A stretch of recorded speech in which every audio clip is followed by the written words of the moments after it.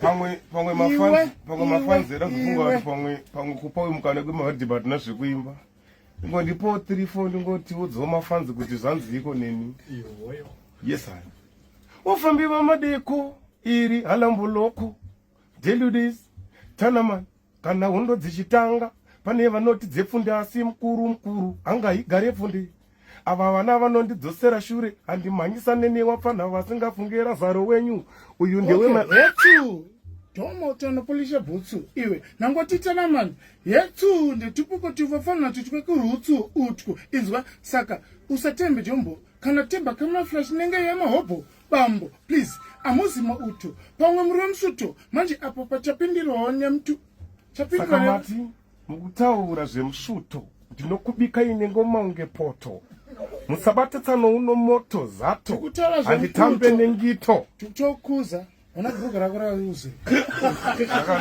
mazi une bhutsu diki kayo tane tuma rhythm tana saka ta rhythm rekutanga rechi2 nerechi3 saka takuzoti netuma rhythm ne1 yekuti tikaenda extra time timu yangu yabo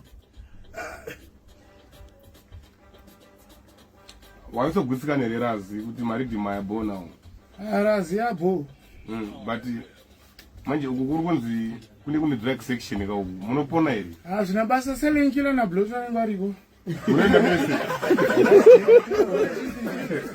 munoenda mese kutichirori zvamanda ndizvachibisa right Zimbabwe it is official Konangale is in the building Mad Viper is in the building. Talking boys are Konangale sort of Mad Viper sort of batika pa social media rubatika papi. Mad Viper official. Page roro de samari. Godfather. We are not about denu. Tukisamari jesu. Mad Viper official. Ati zekana 20. Alright now. Godfather. Manager hapa. Nimani. Tenga kabhutsu pamari.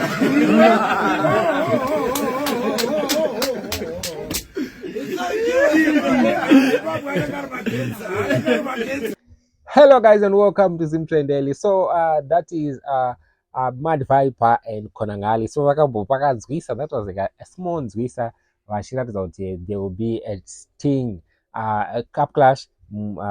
So it's another pair iri kuita sting, two mapairs ndo vari kuita sting, Silent Killer versus Blood, then Mad Viper na Konangale. So apo vanga vachingopanana kanzwisa vari mustudio yesterday, final confrontation vachisangana kekupedzisira vachimboudzana nokumbochikidzirana kuti mangwana zvinenge zvakamira sei. So tell us what you think. Do you think kuti Mad Viper achakurira Konangale, of which Konangale pamaclash apfuura ari kuzikanwa sechibaba chiri kupedzera vamwe ende akapedzera kupedzera Mbida. I don't know what happened to Mbida, but haasi kuda revenge here this time, but I think haasi kuclash.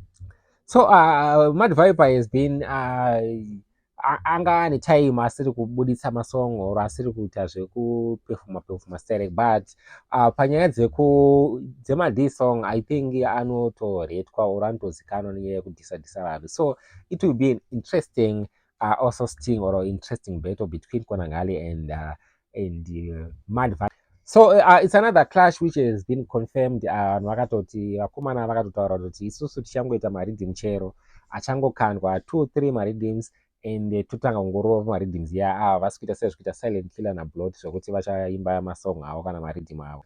So okay guys, so please don't forget to subscribe. So tell us what you think, kuti ndiani achapedzera mumwe, Mad Viper or Konangale, uri team Konangale or you are team Viper. Tell us what you think. Please don't forget to subscribe.